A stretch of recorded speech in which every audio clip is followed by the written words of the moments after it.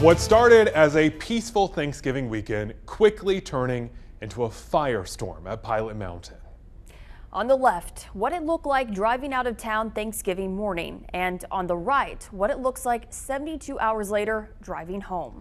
The wildfire on Pilot Mountain keeps spreading. The fire doubled in size, and so did the crews fighting the flames. As of this evening, more than 500 acres have already burned, and officials expect at least 400 more acres to get caught in the blaze. State leaders have issued a burn ban for all of North Carolina.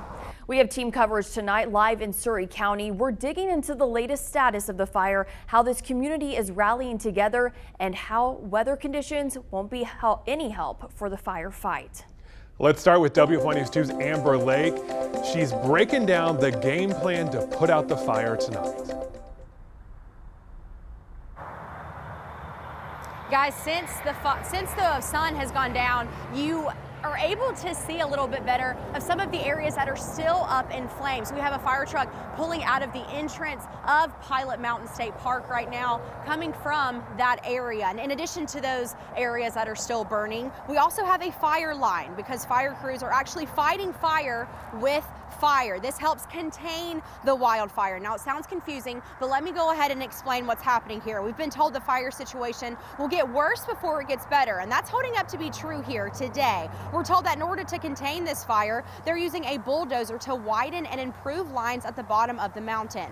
Firefighters are clearing out the area of dead trees, leaves, and anything flammable before the wildfire reaches that area. Then a fire will be started at this line, and here's the reason why. It's impossible at this point to extinguish the fire without doing that. There's not resources, water supply, or anything like that to complete that project.